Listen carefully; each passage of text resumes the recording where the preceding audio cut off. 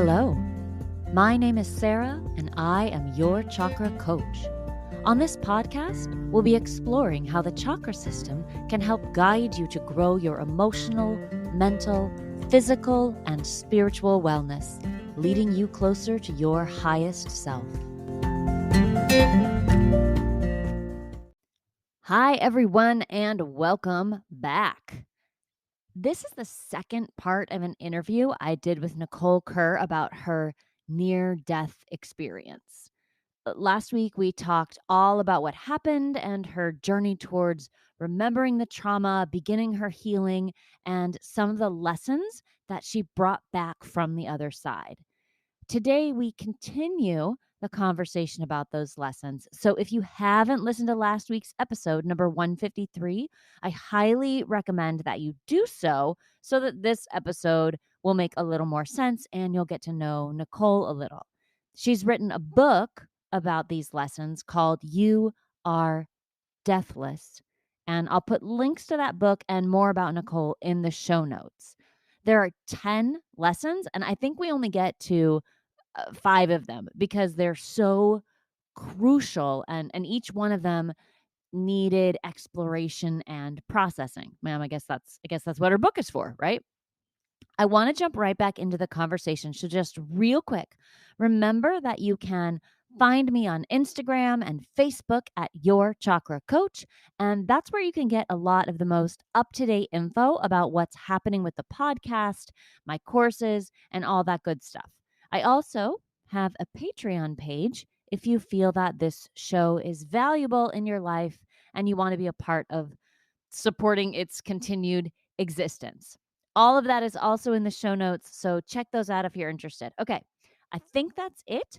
Let's get back to the conversation with Nicole about lessons from her near-death experience.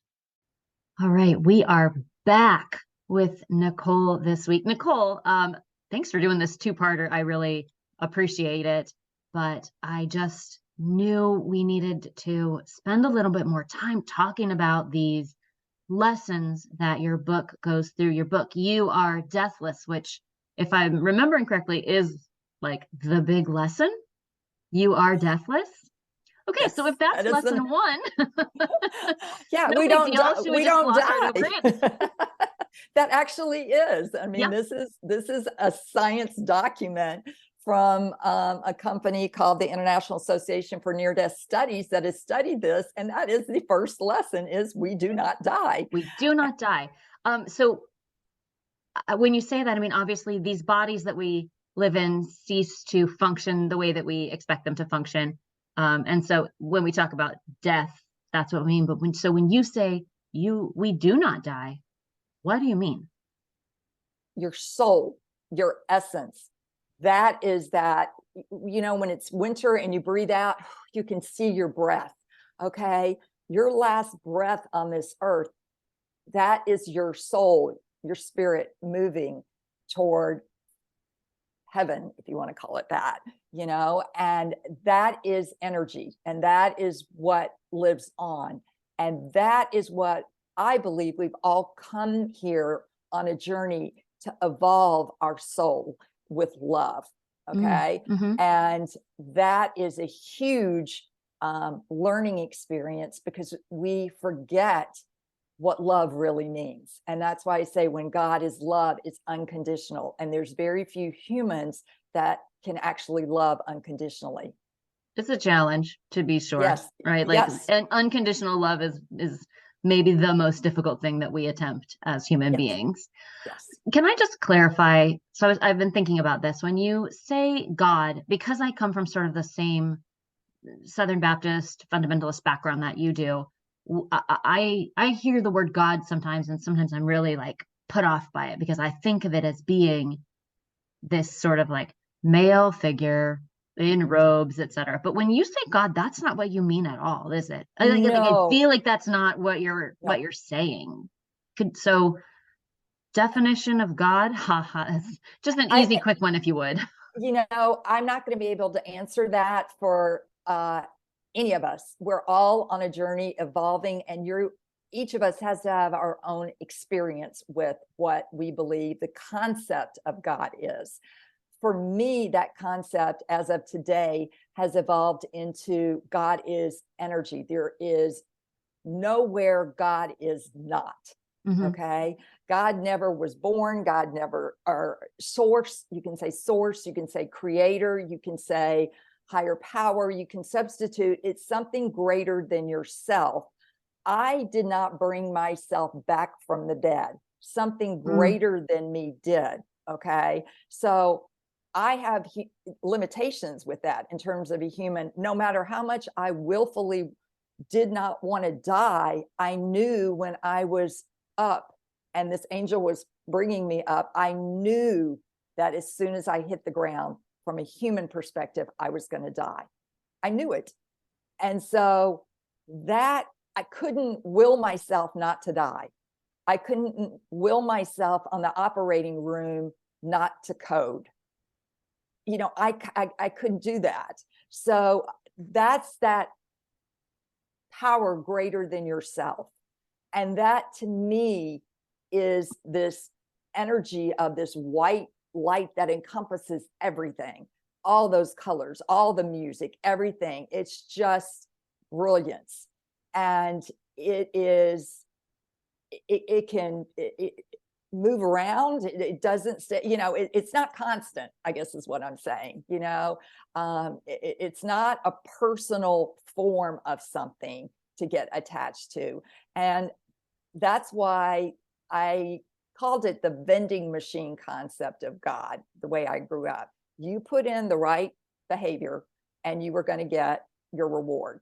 Huh. Okay. Except I put in, I was a good girl. I did this. I punched the Coca-Cola button. And guess what? A Mountain Dew came out. That's not what I wanted, you know, or nothing came out. Where is Yeah. the evidence of God, you know, working in my life? I prayed so hard for this and nothing happened. You know, I was sexually abused. Why didn't anybody help me? Why did God let that happen? You know, there's so many questions that people have about that. And it's like, well, that's because God is not a vending machine. It's not some person or form or thing that you're asking. It's a vibrational energy of Mhm. love, and you just immersed in it and feel it and you're one with it. So when But you you got to say do that with something, your human body. yes. So when you say Yes. something that's higher than yourself, it's not just higher than yourself, it is also yourself. You know, we are Yes. a part of whatever it is that's higher. We are not lower beings and there's not like a higher being. Yes. And then when you talked about angels on the last episode, those are also just other beings made of the same stuff that you are. I feel Yes. like that's kind of what you're saying. I also feel Yes. like listening to you and watching you sort of try to embody the words, like your body, your whole like being, your body's getting into the description, because I think that so much of this is an experience of the God concept, of the universe concept, that our words tend to fail us. And Yes. it's a Yes. internal experience, a knowing.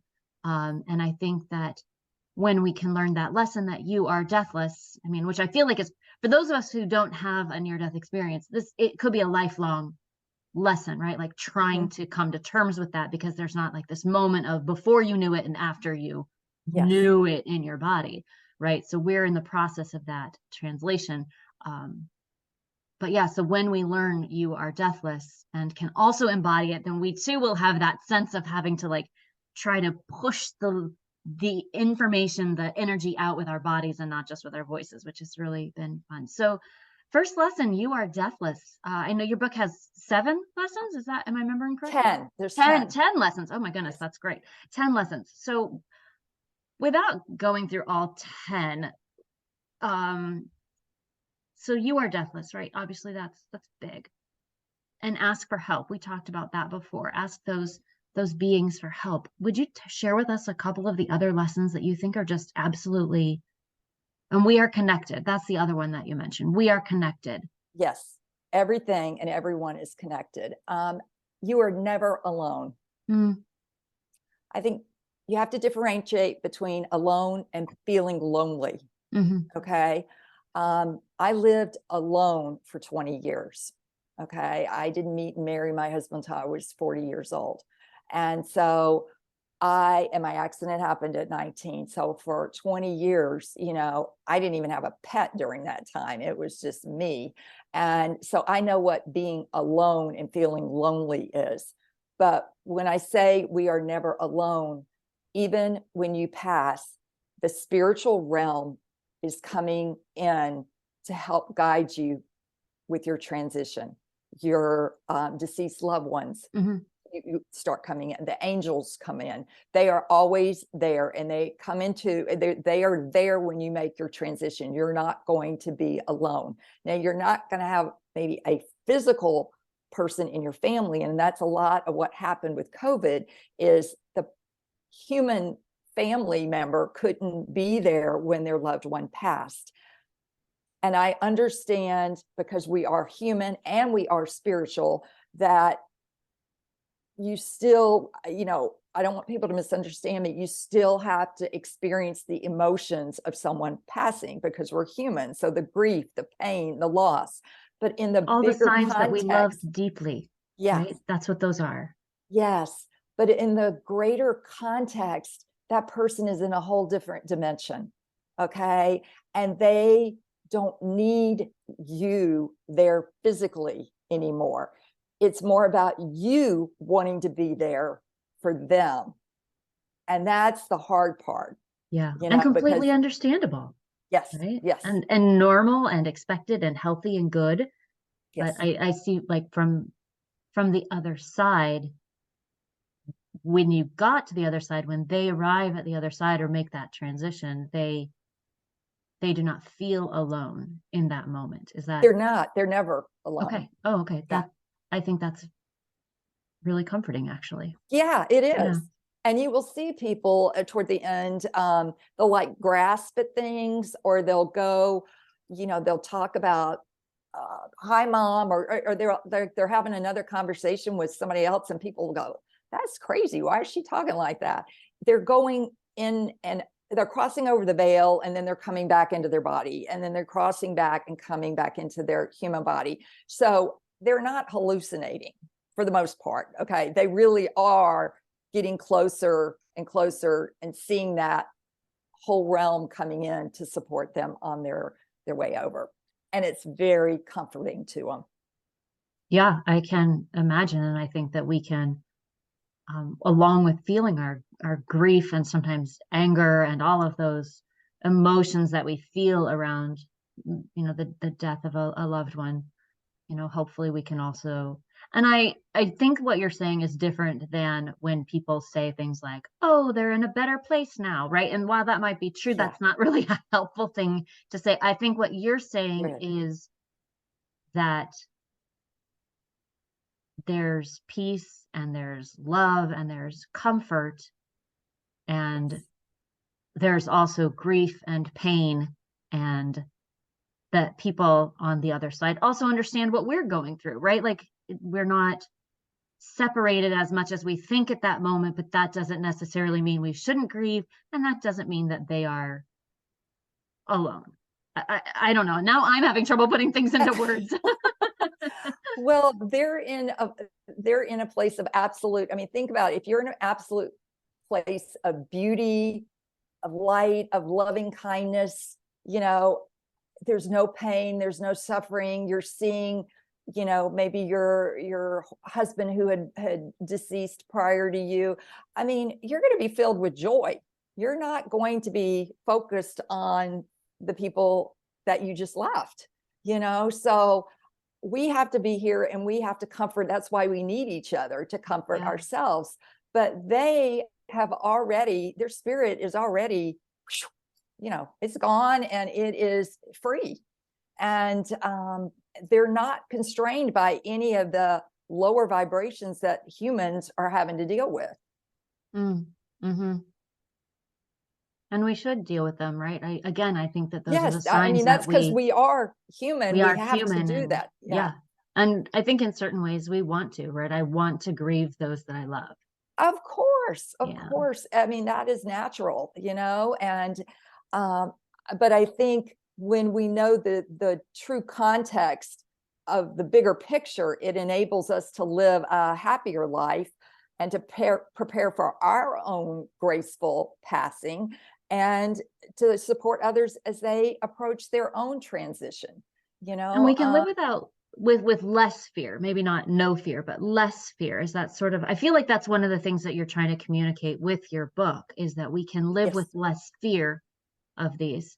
So we are never alone is another big lesson. What's another one? Okay, we are not judged. Oh, let's talk about that. Because Yeah. I feel like a lot of people think that we are.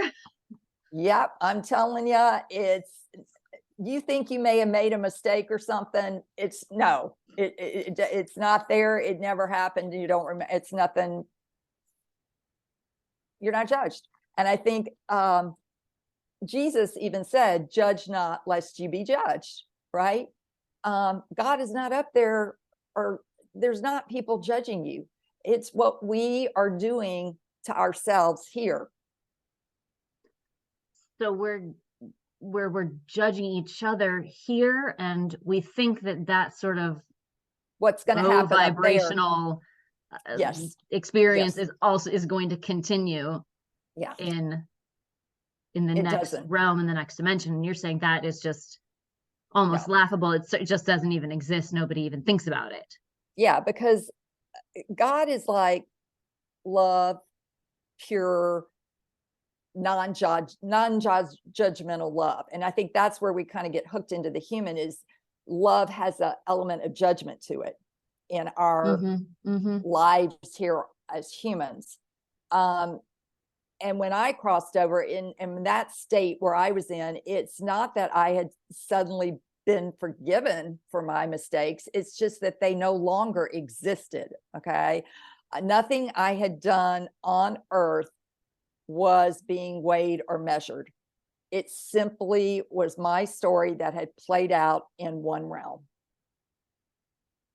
That's so fascinating, because I think a lot of us are taught that we need to spend our lives sort of begging for forgiveness from this great being in the sky, because there's a list, it's on your permanent record, Yes. of all the things that you've done wrong. And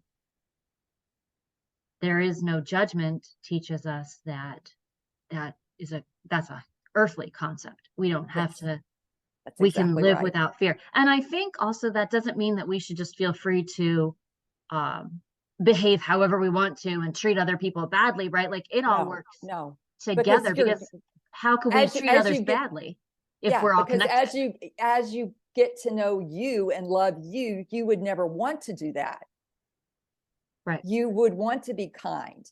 You would want to be caring. You want people who are disadvantaged to be raised up. You have a compassionate, empathetic, sympathetic part of you that wants uh, uh, to see a better world, equality for all. That type of thing. You don't want to tear down. You want to bring kindness and love into situations. So no judgment isn't necessarily living without consequence on earth, because there are still Exactly. consequences to our actions. It's just that there's no sort of cosmic record consequence for which you will exist in some sort of hell realm or purgatory Yeah. or anything like Yeah. that, because those things rely on us being judged by this love God vibration, and that It doesn't. vibration doesn't judge. So therefore, those things can't exist because there is no judgment. It's a little bit circular, but I think I'm trying to understand. You just said it. That's Okay, right. great. That is a man-made concept of hell being down there and purgatory, and you're going down there. That every spirit or soul, you have a baby or you have a child, right? I do. Do you believe that when that baby came out of you, it had original sin? I do not. I was Yeah. told that I did. Well, we cleared that up before my child was born. And I was like, nope, my child's not born with any sin, original or covers No, or anything. and you weren't either. No, you yeah. know, Thank you. and when I say that, I'm like, how can you look at that beautiful, innocent, uh, Bundle of little perfection? fiction, yes, and think anything bad, Yeah. I Agree. mean, that Agree. is just BS. I'm calling that, Yeah. I don't care what you say. It is that, Yeah. to say that doesn't even make sense in our limited Yeah. minds. The logic falls apart. I do sort of Exactly. understand why. I mean, you said it before, like these are all things that were designed to control people, right? So Mhm. we use a judgment system here in this realm, on this earth, in these bodies.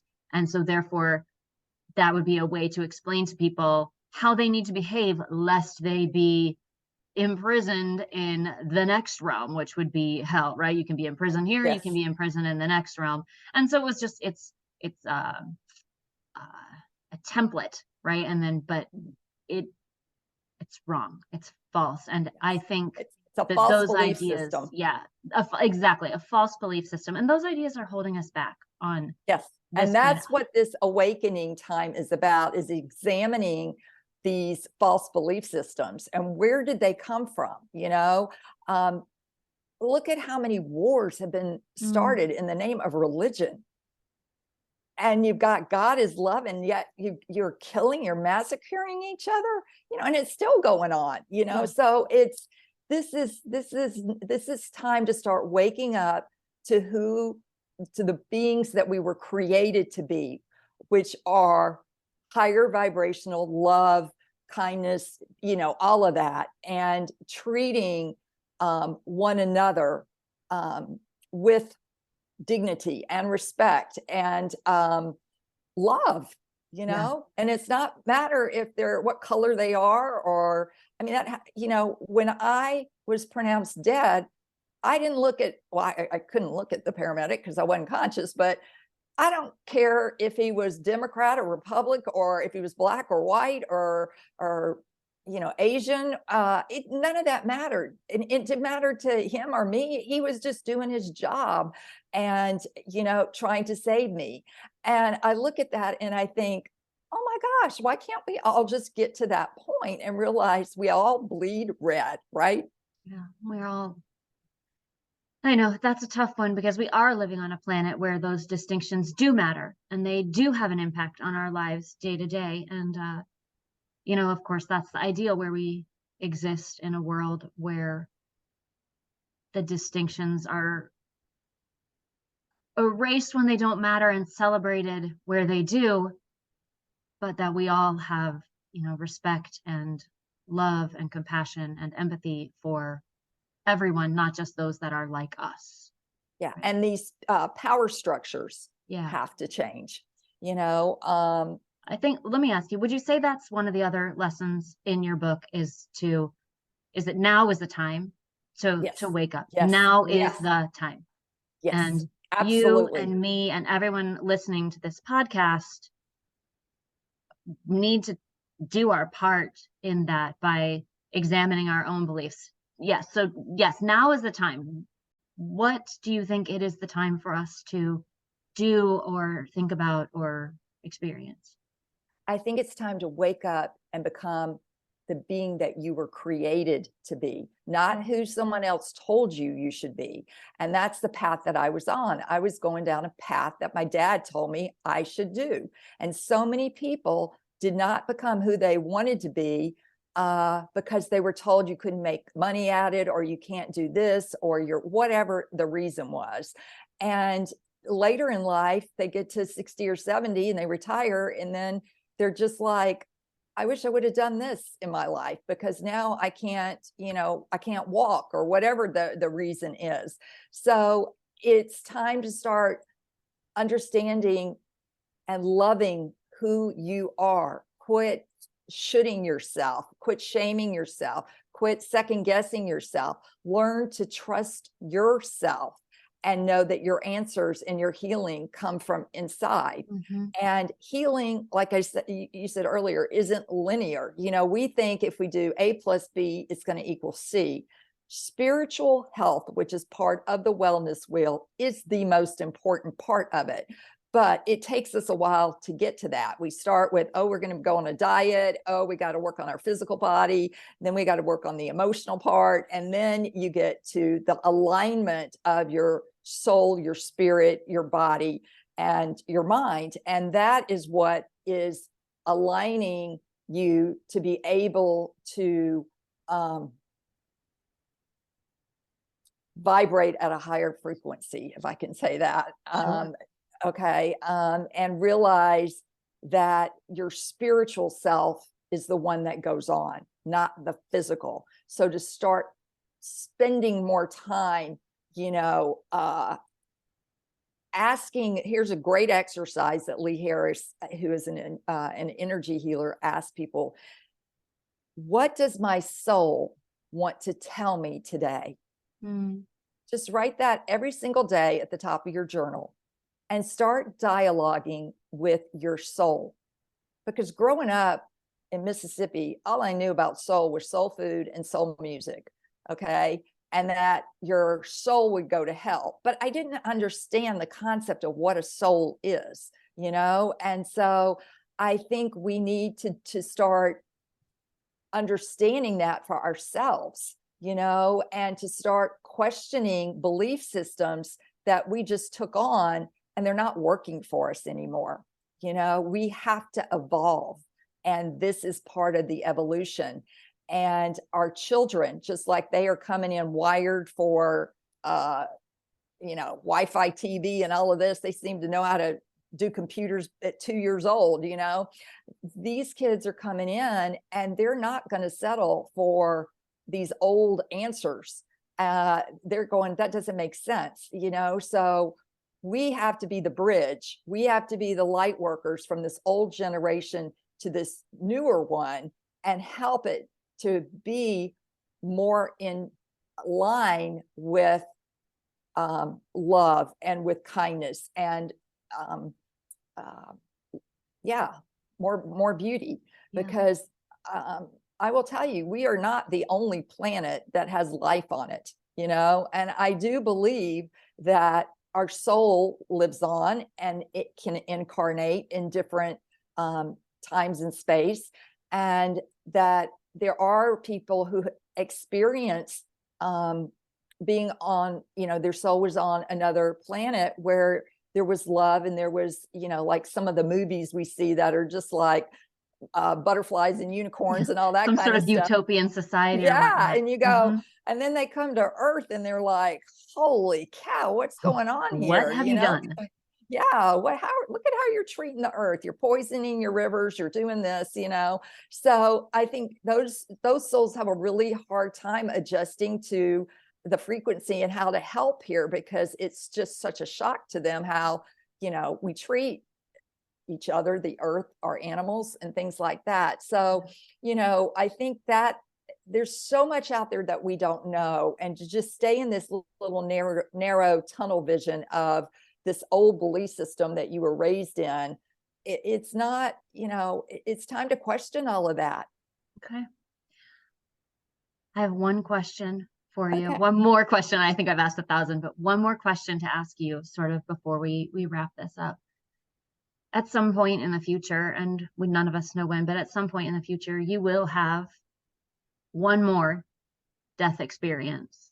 Yes. And when you do you think you have really embodied all of the lessons that you are giving to us in your book? Does it remain part of a journey for you? Do you feel like I've got it on lock? When you get to that moment, how do you imagine yourself feeling? I will tell you, since the book has come out and since I've been, I'm doing an audible version of it. So I'm reading it to myself and I still am getting triggered by some of it. So I know I haven't completely healed. It's always going to be a lifelong journey. Mm-hmm. But I know that I finally have dealt with the fact that I died, and somebody wrote a headline that, Nicole Kerr was killed, and I had never seen the word killed used, because I was like, well, he did kill me, and he thought he killed me for 3 days in the hospital. They didn't tell him I was alive. So Mm. he thought that's what they said. You killed Nicole. And so I never had that stunned me to see that in writing and used that way. But that actually was the truth. But I just went through something recently where now I've gone through the fear of the dying part. And that was something that brought up the suffocation, which was my last NDE. As I was suffocating, my lungs were filling up, and the needle they were using to draw the fluid off, it would just keep filling up. And so my doctor was like, and I couldn't understand what was going on. I thought they were turning my oxygen down, and I was panicking. And because I couldn't breathe, I was having a really hard time breathing.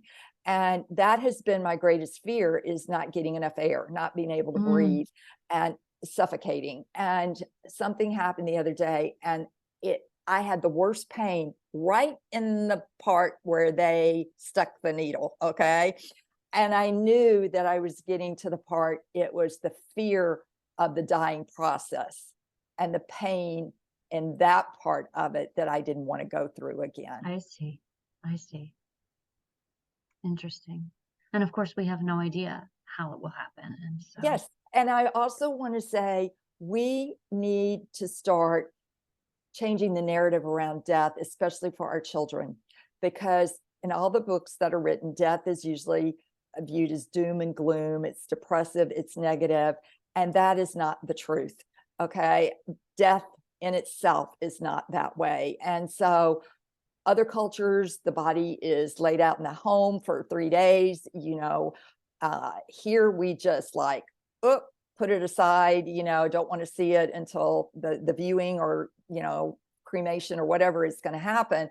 But children die, teenagers die, and we need to do a better job talking to them about what death is really about, and to tell a child who's lost a parent, usually those children will go up to the other parent and say, Mommy, you're not going to die, or Daddy, you're not going to die, are you? And you'll go, oh no, I'm not going to, you're not going to have to worry about that. And your heart's in the right place trying to please them.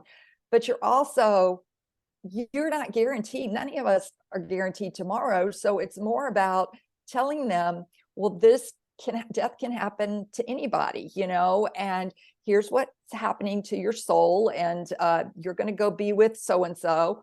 If something happens to me, you're going to be with Aunt Carol. Let them know so they can have some sense of predictability or control, yeah, some because peace when you're, around it, yes, some information where they're not trying to imagine and fill in the gaps when exactly. they don't have all the information. So Yeah. yeah, and I think you're right. There are ways that we could have these conversations at age appropriate levels where children can feel cared for and not in fear for their own safety around the concept of death. That's really interesting. Nicole, Yes. this conversation has been amazing, and I thank you so much. Thank you for sharing all of that You're with welcome. me, with the listeners, because like I told you before, I think this is something that we need to be hearing right now as a society. Your book has 10 beautiful lessons. We didn't even get to all of them. So everybody go ahead and get the book, because you're going to want those other 5 lessons. Where can people find, I guess, more information about you or the book? The book is on Amazon. Mm-hmm. It's paperback, and you could get hard copy, and it's on Kindle. And next year, hopefully March, April, it'll be an Audible. Okay. It's only $9.99, the hardback. Okay, so Dollar what are per we talking? lesson. Yes, so it's well worth the $10, Yeah, for sure. and it took me 13 years to write it. Okay, I put my heart on it, my soul in it. I was honest, I was vulnerable. It wasn't easy. I talk about an eating disorder that I developed as a result of not getting mental health. We didn't Yep. even get into that, Nope. but there's so many pieces. And I will tell you, the credential on my name that means the most to me is BTDT. Been there, done that. And I think as many of you know, you want somebody who has had experience Yeah. if you're going to someone for whatever reason, you want to know that they know what they're talking about, so to speak. I am Right, on and it's a social thing we'll media. never know about, right? Yeah, So, thanks that's for why coming it's back and telling us. You know what? You were told you had a mission, and that's right. I And this I is why believe I and you came believe back. that you are on it. You are on your Yes. mission, and Yes. so thank you for sharing the mission with us, and we can all start to do a little bit of work around our own, Yeah. physical mortality, but comforted in the knowledge that we have spiritual immortality. Yes, exactly. Thank you for your time, Nicole. I appreciate you so much. Have a fantastic day. You guys as well. And it's been a blessing and it's been a privilege. And I'm in such gratitude that you gave me this platform and the time to share this. And I want people to know I came back to get this message out. It's a vocation for me now. And I will tell you, if you do this as a book club, if it works with my time zone, I will zoom in on your book club Ooh, and give you very 30 minutes of nice. my time. Well, thank you so much, Nicole. All right. Thank you for listening, everyone. It's been an intense couple of weeks with this conversation. So spend some time processing, journaling. What is your soul trying to tell you today? And we'll be back again uh, next week. Bye.